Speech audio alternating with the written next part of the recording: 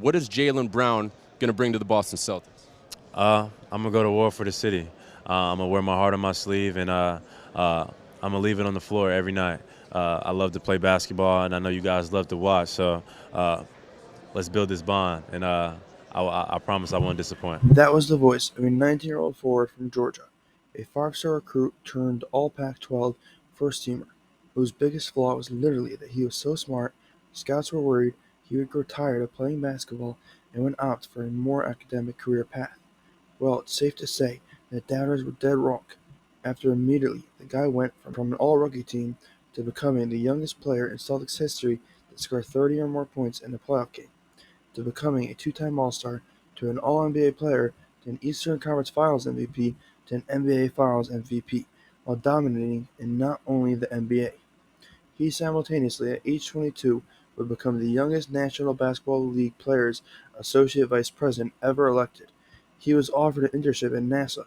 He was the youngest person to ever hold a lecture at Harvard. He spoke at not only Harvard, but MIT and Berkeley, and found out that he secured the largest contract in NBA history at a robotics class. He accomplished all of this while not even being considered his own team's best player. Meet Jaylen Brown, a literal MIT lab director that is now suddenly, after the unfortunate injury to Jason Tatum, tasked with saving the Boston Celtics, a team that plays for a city that may not even like Jaylen at all. It all started on the night of the 2016 NBA Draft, where Jimmy Butler's trade request loomed large. Every NBA fanbase was feeding for the star, but no city wanted him more than the team with the best draft capital to land him, the Boston Celtics. Fans showed up to the draft with two things on their mind. Number one, trading for Jimmy, even chanting his name, and two, if not going for Jimmy, selecting New England native Big East Player of the Year Chris Dunn would have been a great consolation prize. Despite the fanbase's desires, who did Boston select? Neither. They went with UCLA forward Jaylen Brown, and Celtics fans were pissed. Celtics fans literally booed him the second he was selected. All right, it's all about defensive versatility. Here's Adam Silver. Let's listen to him right here, guys. Despite all the hate, Jaylen Brown took the high road, dropping an amazing post-draft quote. Despite having an impressive first season, Jaylen Brown had absolutely no spotlight on the team. After Danny Ainge traded for LeBron's sidekick Kyrie Irving and selected Duke phenom Jason Tatum number 3 overall. And after an unprecedented Eastern Conference Finals appearance despite missing Kyrie due to injury, the young Celtics had expectations through the roof. The more controversy involving Jaylen Brown would change everything.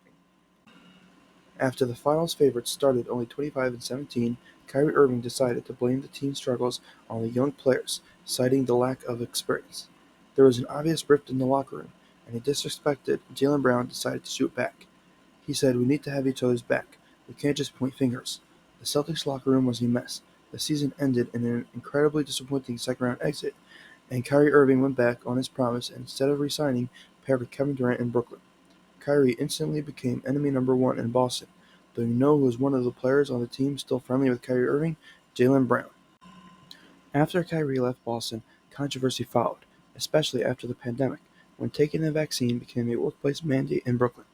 Kyrie Irving stood his grounds and refused to get the shot, even if it meant not being able to play any home games whatsoever. And when he eventually did come back, Kyrie got into further trouble after promoting an anti-Semitic movie on social media. Kyrie was forced to serve an 8-game suspension filled with meetings, doing the work to get better. When owner Joe Tsai finally felt that Kyrie was ready to come back, in his return to the Barclays Center, a group of Israelites labeled as a hate group surrounded the arena, and Jaylen Brown reposted a video of the protest with the caption "Energy." Jaylen got nothing but backlash, labeling him as anti-Semitic. Jaylen then took the video down and stated that he mistook these hateful Hebrew Israelites for a different group. Boston is a blue-collar city, where put up or shut up is the expectation Bostonians have for their athletes. But Jaylen Brown not only refrains from silence, he is one of the most vocal players in the NBA. Prior to Kyrie's return, Jaylen Brown heavily criticized the suspension, claiming he doesn't believe Kyrie is anti-Semitic. In 2022, Jaylen Brown signed with Ye's Donda Sports, and after his anti-Semitic rampage, Jaylen Brown initially refused to leave Ye's organization, citing that although he disagrees with Ye's hate, he still believes in what Donda Sports stands for. He still left 24 hours later, but the bad PR still remained. Look, I cannot speak for if Jaylen Brown is an anti-Semite or not. All I know is, when I met Jaylen Brown, Looking like my very Jewish self, Jaylen went out of his way to stop just for me. So from my perspective, there is no hate for Jews coming from JB. Jaylen has been very vocal against censorship, but that is not the only political cause Jaylen is very vocal about. During the BLM riots of 2020, Jaylen drove 15 hours all the way to his hometown Atlanta to peacefully protest with his community. During the protests, he stated, "Just because I'm a celebrity, it doesn't excuse me from any conversation. Before all, I am a black man, a member of the community, and I grew up on this soil. So we are just walking, raising awareness, because our voices need to be heard." Jaylen also previously has been very vocal about racism in America.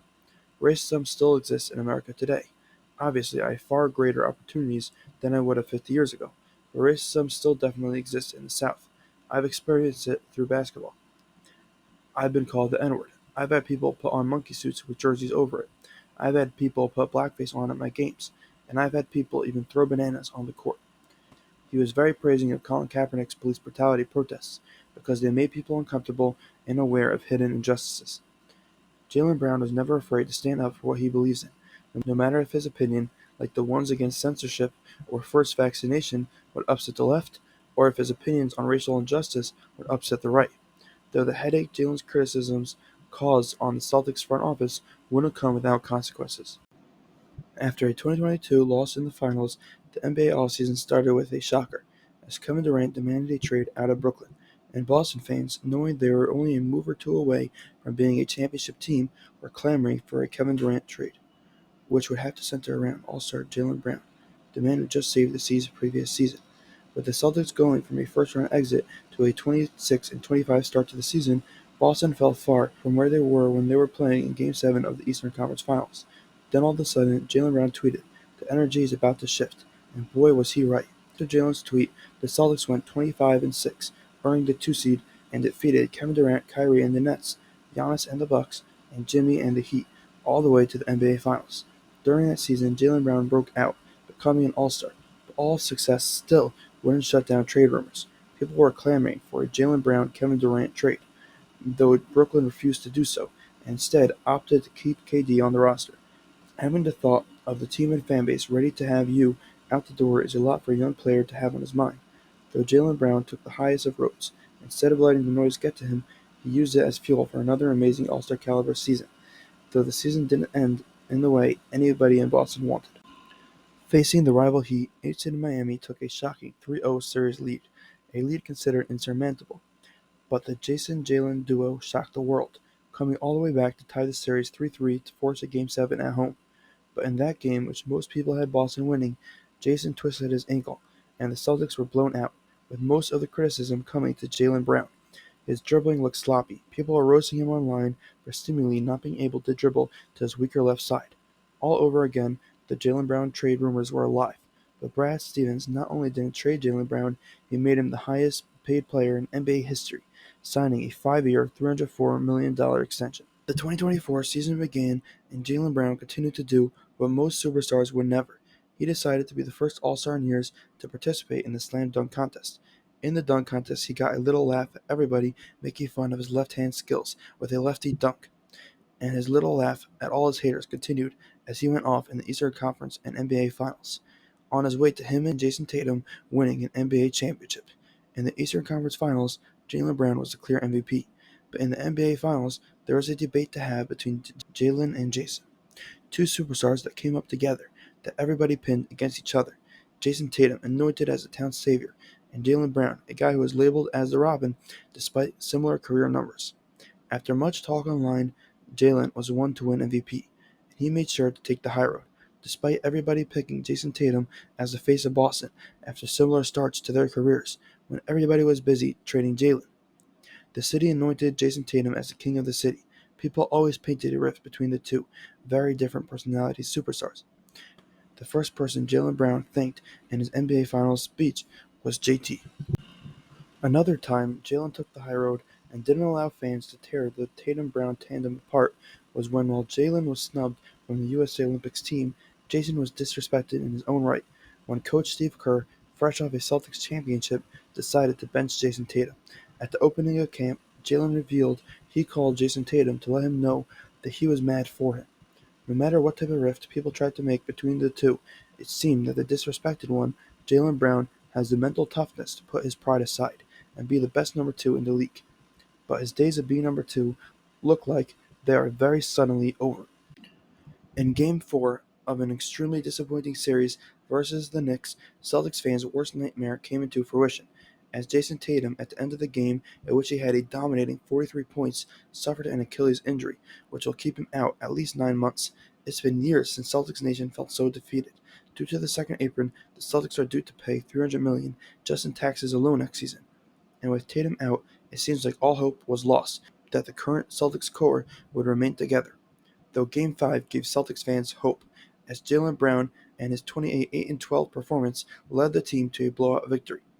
Although we lost the series, it seems that all hope for the Celtics' future and their 2025 season isn't all lost, as JAYLEN Brown just showed, after all the disrespect, after all the clamoring for him to be dealt, he is ready to lead the team to greatness.